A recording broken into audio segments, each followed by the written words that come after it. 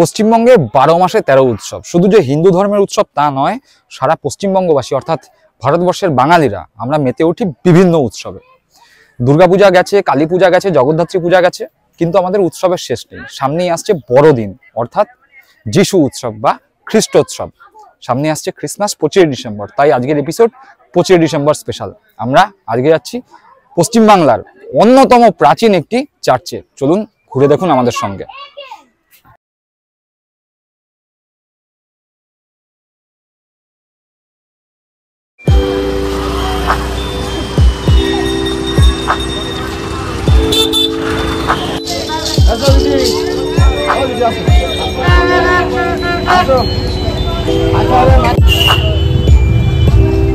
নমস্কার, কেমন আছেন দর্শক বন্ধুরা? আমি সায়ন্তন আবার একটি নতুন জায়গায় ঘুরতে এসেছি এবং সেই ভিডিও নিয়ে চলে এসেছি দ্য ট্রাভেল ফিভার ইউটিউবের চ্যানেলের আজকের এপিসোডে। আজকে কোথায় ঘুরবো সেটা তো বলবোই, তার সঙ্গে বলে দেবো কিভাবে আসতে হবে, কতক্ষণ লাগবে কলকাতা থেকে এখানে আসতে এবং আরও আনুষঙ্গিক তথ্য।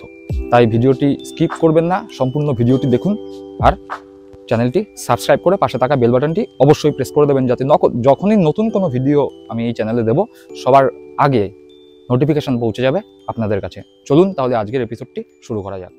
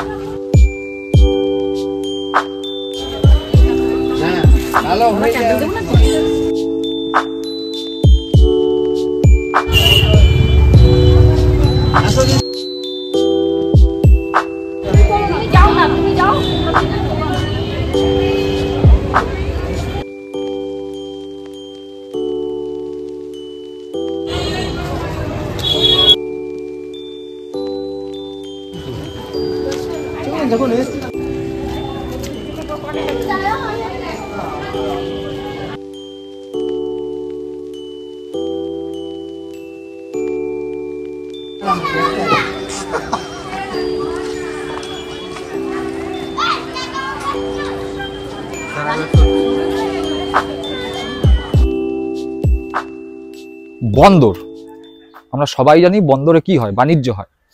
এইরকমই একটি বন্দর স্থাপিত হয়েছিল পশ্চিমবঙ্গের হুগলি জেলায়। যেই বন্দর থেকেই উৎপত্তি হয়েছে ব্যান্ডেল নামের। আর এই শহর স্থাপন করেছিলেন পর্তুগিজরা। পর্তুগিজ নাবিকরা এখানে আসেন এবং এই ব্যান্ডেল এলাকা স্থাপন করেন। আজকে চলে এসেছি আমরা সেই ব্যান্ডেলে আর দেখব ব্যান্ডেলের একটি বিখ্যাত জায়গা, ব্যান্ডেল চার্চ।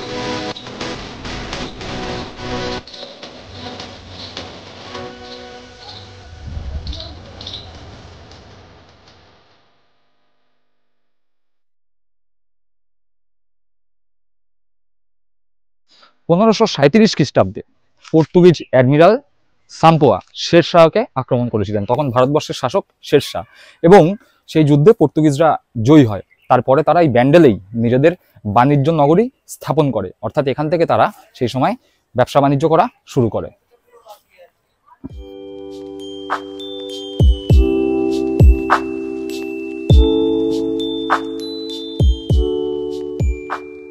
1537 খ্রিস্টাব্দে পর্তুগিজরা মুঘল সম্রাট আকবরের কাছ থেকে এই ব্যান্ডেল এলাকায় নিজেদের শহর এবং দুর্গ নির্মাণের অনুমতি পান, তখন অর্থাৎ তৎকালীন পর্তুগিজ যে প্রধান ছিলেন পেড্রো তাভারেজ, তিনি এই এলাকার জঙ্গল সাফ করেন এবং এখানে নগরী স্থাপন করেন এবং তিনি তখন এই এলাকার নাম দেন উগোলিম, যা ধীরে ধীরে শব্দগত পার্থক্যের কারণে বর্তমানের হুগলি নামে পরিচিতি লাভ করে। অর্থাৎ হুগলির পুরনো নাম ছিল উগোলিম, যা অ্যাকচুয়ালি নাম দিয়েছিল পর্তুগিজরা।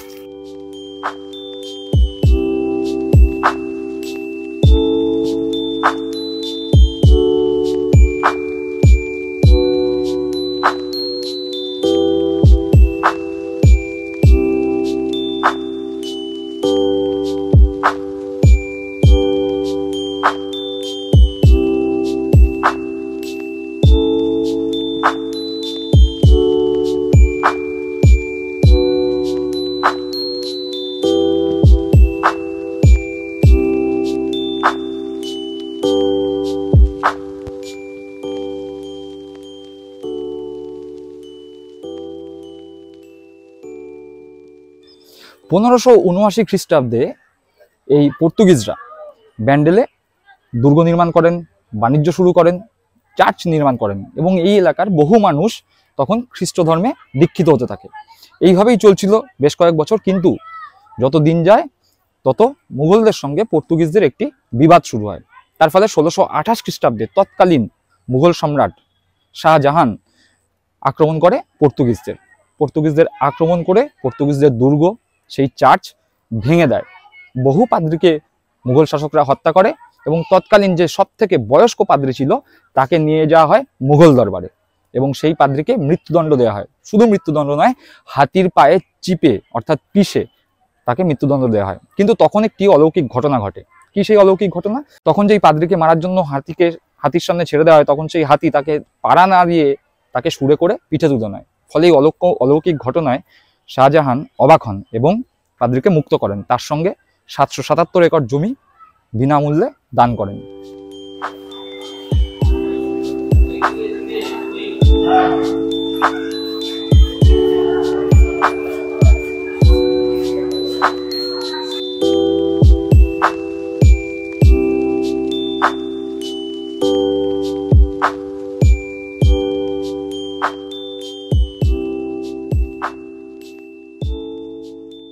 এই নিষ্কর জমিতেই পরবর্তীকালে অর্থাৎ 1660 খ্রিস্টাব্দে তৈরি হয় ব্যান্ডেল চার্চ, যেখানে আজকে আমরা এসেছি। এবং এই ব্যান্ডেল চার্চে ইংরাজি বছরের শেষ সময় অর্থাৎ ডিসেম্বর এবং ইংরাজি বছরের শুরুর সময় অর্থাৎ জানুয়ারি মাসে প্রচুর দর্শকের ভিড় হয়। চলুন আমরা ঘুরে দেখছি, আপনারাও ঘুরে দেখুন এবং জেনে নিন এর সাথে জড়িত ইতিহাস।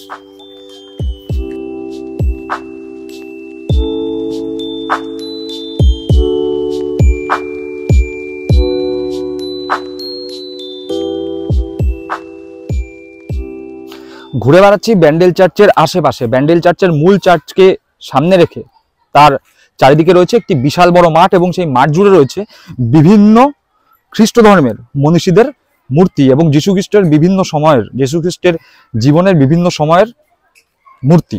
সেই মূর্তিগুলো আমার পিছনে দেখুন, দেখা যাচ্ছে এইভাবে গোটা মাঠ জুড়ে ছড়িয়ে রয়েছে এই ধরনের মূর্তি। তো সেগুলো স্ক্রিনে রইল, আপনারা দেখুন।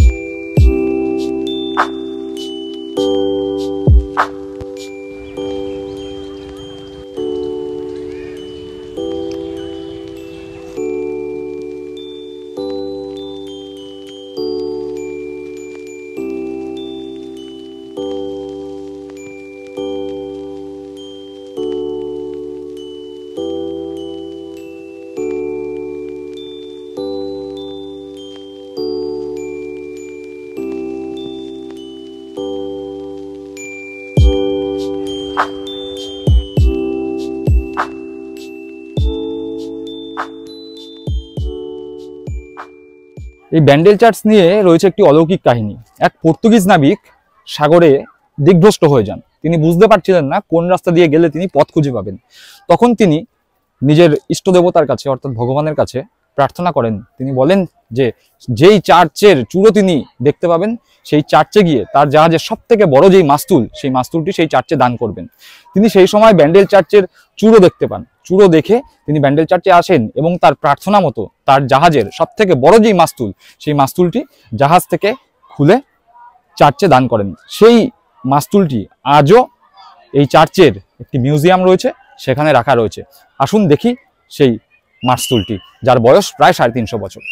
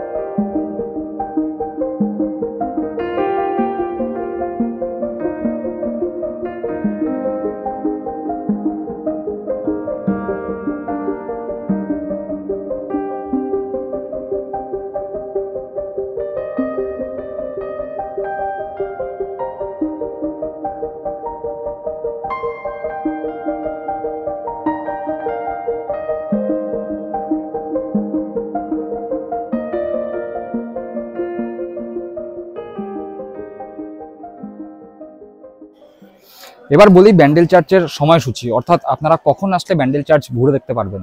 ব্যান্ডেল চার্চ প্রতিদিন খোলা থাকে, সকাল 8টার সময় খোলে এবং বিকেল 5টা অবধি ব্যান্ডেল চার্চ খোলা থাকে। বছরে শুধুমাত্র 2টো দিন ব্যান্ডেল চার্চে জনসাধারণ প্রবেশ করতে পারে না। সেই 2টো দিন হলো 25 ডিসেম্বর এবং 1 জানুয়ারি। এই দুদিন ব্যান্ডেল চার্চে সাধারণ মানুষজন প্রবেশ করতে পারে না। আর ব্যান্ডেল চার্চ প্রতিদিন, সারা বছর প্রতিদিন সকাল 8টা থেকে সন্ধ্যা 5টা পর্যন্ত খোলা থাকে।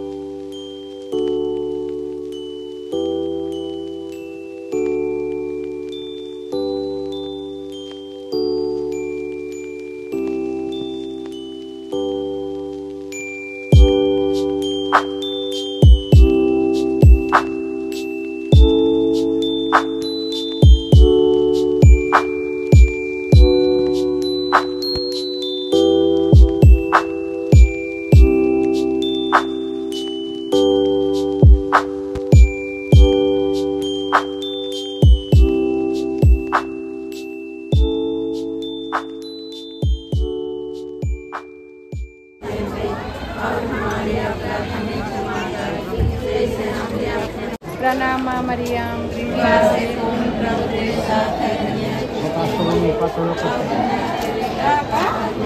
तेरे दात का फल यीशु।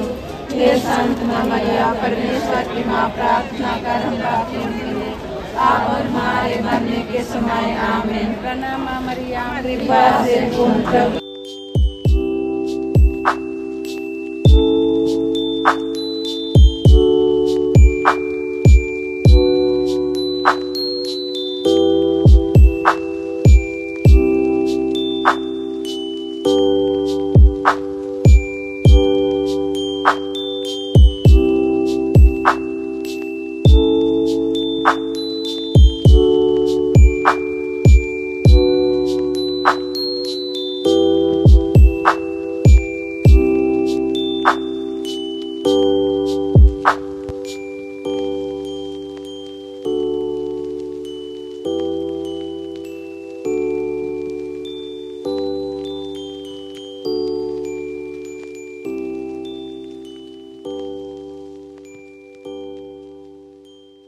এবার বলি কিভাবে এই ব্যান্ডেল চার্চে আসবেন। ব্যান্ডেল চার্চে আসা খুবই সহজভাবে আসতে গেলে আপনাদের শিয়ালদা অথবা হাওড়া থেকে ট্রেন লাইনে আসতে হবে। হাওড়া থেকে ব্যান্ডেল লোকাল ধরলে বা ব্যান্ডেলগামী যে কোনো ট্রেন ধরে ব্যান্ডেল স্টেশনে নেমে টোটো বা অটোতে করে এখানে পৌঁছে যেতে পারবেন ব্যান্ডেল স্টেশন থেকে মাত্র 10 মিনিটের দূরত্ব। আর যদি শিয়ালদা থেকে আসেন তাহলে কি করতে হবে, শিয়ালদা থেকে আসলে প্রথমে আপনাদের আসতে হবে নৈহাটিতে।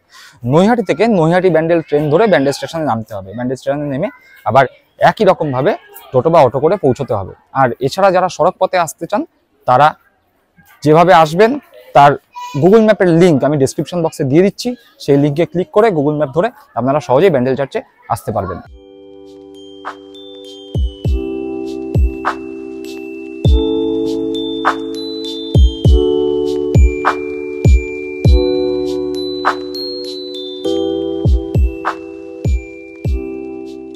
ঘুরে দেখলাম ব্যান্ডেল চার্চ।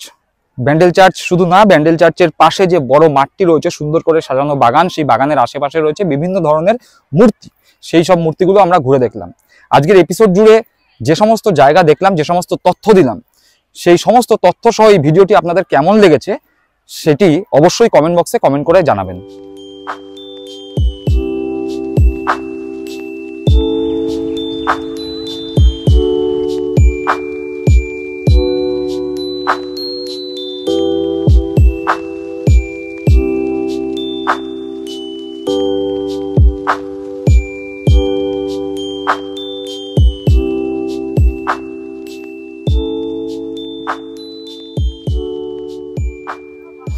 আজকে ঘুরে দেখলাম আমরা ব্যান্ডেল চার্চ, ব্যান্ডেলের অন্যতম বিখ্যাত জায়গায় ব্যান্ডেল চার্চ।